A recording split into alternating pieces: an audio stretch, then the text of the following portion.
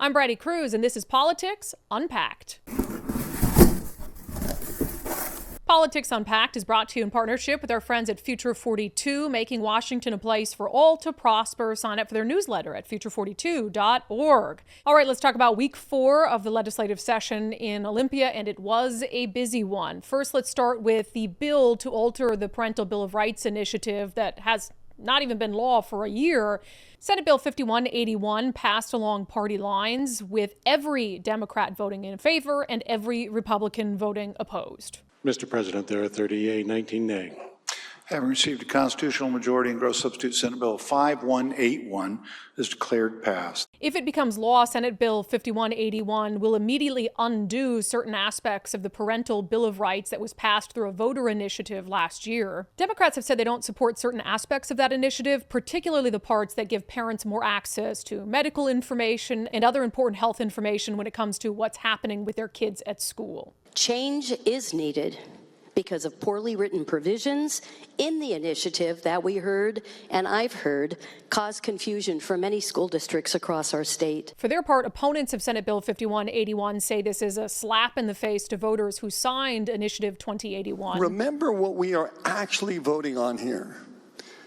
We are voting, and we hear a lot of the communication from the other side about protecting the children, etc. But what we're actually saying is, a 13-year-old or older child can make a medical decision and the parents not be informed. That's what we're voting on. So I would appreciate a no vote on this and respect the vote of the people. Speaking of accusations that Democrats in Olympia are undermining the will of voters, Senate Bill 5382 got a hearing in Olympia this week in the State Government, Tribal Affairs, and Elections Committee. It would increase requirements for signature gatherers, and it would also increase requirements for verifying signatures through the Secretary of State's office. Initiative backer Brian Haywood of Let's Go Washington testified and said he believes this bill is designed to make the initiative process more difficult and more expensive. There are 3 key points I find that cause problems with this particular bill. Number one, it is a solution in search of a problem. There is no allegation of fraud. There's no allegation that this has become a problem, and yet we're adding this onto the burden of it. The Secretary of State currently verifies these signatures, as they do in the voting process, and it seems quite strange to me that we are putting on a more stringent requirement for gathering signatures just to put it on the ballot than we are for people that are actually voting in an election. We have secondly, it is extremely difficult to comply with. I will give you a real-life example. You might have a meeting where there are 1,000 people that are coming to hear about the initiative. You talk to them about the initiative. In the back, you've got 20 to 30 clipboards, each with this initiative on there for them to sign. The chain of custody is impossible in this scenario to decide who is the person that actually verified all that information. Further, you've added a requirement in this bill that the gatherer of the signature is to verify that they actually read the document. We don't require this for people when they're voting. We don't require a document that says they have to prove that they have read the ballot pamphlet before they can vote. And again, it seems ridiculously high hurdle for us to put that on the signature gathering process. And the third piece that is related to this is that this creates a risk to the volunteer. With the new idol of false swearing, they can be given a $5,000, give me 2 seconds and I'll finish here, madam, $5,000 or 364 days in jail if they fail to comply with this.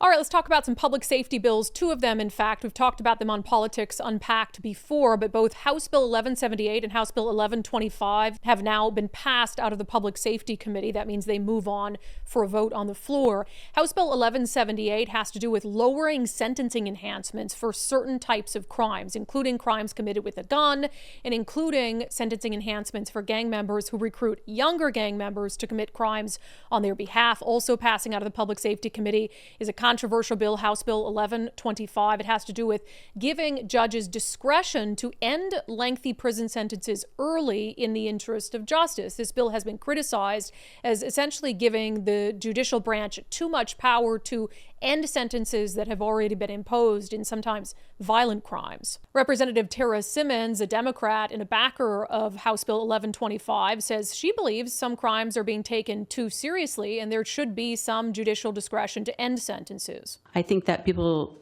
that have a strikeable offense should have a guilty mind, vehicular homicide is caused by people who made a bad decision to drive while they were intoxicated or maybe not paying attention, looking at their cell phone, and somebody dies, and it's horrible. I'm not condoning that somebody died. It is valid, but I don't think that they should have a strike. There's a lot of bills this legislative session that have to do with gun control or firearm regulations, but at least one of them, it appears, has stalled out. House Bill 1504 would have required firearm owners to get liability insurance coverage. In a post on her Facebook page, the bill's chief sponsor, Representative Christine Reeves, said that the bill is no longer progressing and is no longer up for consideration this session. It was a big week in Olympia for Washingtonians who support school choice. House Bill 1140 got a hearing in the House Education Committee, and there was a lot of input on this one. Around 4,000 Washingtonians submitted their position on the bill to the committee for the record. Essentially, what House Bill 1140 would do is provide state scholarships to parents who maybe don't want to send their kids to public school anymore, but don't have the money to stay at home and homeschool them or to send them to a private school. Representative Travis Couture is one of the bill's sponsors. We are not funding schools. We're not funding religious schools. We're not funding private schools. We're not funding any school with an ESA. What we are funding is students. We're funding families. It is a family that gets an ESA. They could be awarded under this program, and then they can use their First Amendment free speech rights to take those dollars to wherever they want to go. A fairly new bill to be introduced this session in Olympia would regulate self-checkouts in grocery stores. Among other regulations, the bill would require that at least one manual checkout station staffed by an employee is available. Grocery stores must limit the number of items a customer can purchase at a self-checkout to no more than 15 items, and no more than 2 self-checkout stations can be simultaneously monitored by one employee. The bill has been referred to the House Committee on Labor and Workplace Standards, but has not yet gotten a hearing. That's Politics Unpacked for this 4th week of the legislative session. I'm Brandi Kruse. Have a great weekend. Politics Unpacked is brought to you by Future 42, making Washington a place for all to prosper. Sign up for their newsletter at future42.org. And in the meantime, join us 4 days a week for our live show, Undivided, where we give context and have important conversations about what's happening in Washington state and beyond. undividedpod.com. That's undividedpod.com.